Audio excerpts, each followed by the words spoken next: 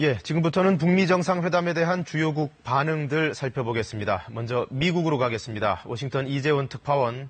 일단 트럼프 대통령 귀국 동정부터 알아볼까요? 지금 어디쯤 가 있을까요?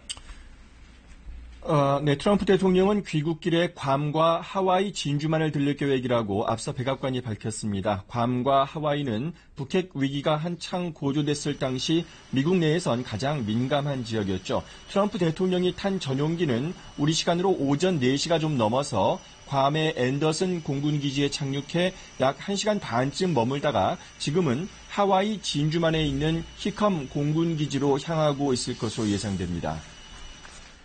자, 미국 정치권의 평가는 엇갈리고 있다면서요?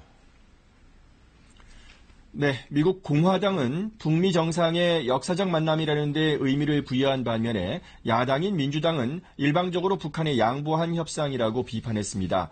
공화당의 미치 매코넬 상원 원내대표는 상원의 연설을 통해서 북미 정상의 이번 합의를 지지한다고 환영 입장을 밝혔습니다. 다만 북한이 합의를 지키지 않으면 최대 압박 정책으로 되돌아갈 준비를 해야 한다고 했습니다. 린지 그레이엄 상원 의원은 언론 인터뷰에서 이번 북미 합의에 대해 의회 투표를 원한다고 했는데 사실상 상원 비준을 통해 회담 결과를 입법적으로 뒷받침하겠다는 의미로 받아들여집니다.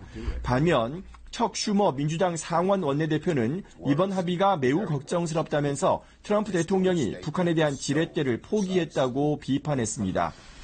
낸시 펠로시 민주당 하원 원내대표도 김정은 위원장의 비핵화 약속은 모호했다고 지적하면서 서둘러 공동 합의문을 발표함으로써 북한의 위상이 미국과 같은 수준으로 높아졌다고 꼬집었습니다.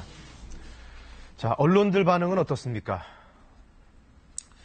미국 언론들은 북미 회담 자체에 대해서는 역사적 만남이라며 일단 평가하는 분위기입니다. 북미 관계 개선에 첫 발을 뗐다는 점에서 의미를 부여할 만하다는 평가가 나옵니다. 하지만 공동성명 내용과 관련해선 주류 언론의 평가는 대체로 인색한 편입니다. 가장 큰 이유는 성명의 CVID, 즉 완전하고 검증 가능하며 불가역적인 비핵화 표현이 빠졌고 비핵화의 시간표도 없다는 겁니다. 월스트리트 저널은 중요한 결과물이 포함되지 않았다고 지적했고 AP통신은 회담이 실패했다는 혹평을 내놓기도 했습니다.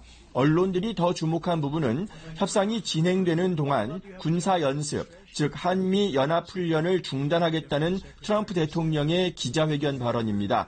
워싱턴 포스트는 한미연합훈련 중단은 중국이 먼저 요구했던 사안이라고 보도했고 CNN의 짐 아코스타 기자는 트럼프 대통령은 미국은 아무것도 포기한 게 없다고 했는데 한미연합훈련 중단은 아무것도 아닌 게 아니라고 지적했습니다. 지금까지 워싱턴에서 전해드렸습니다.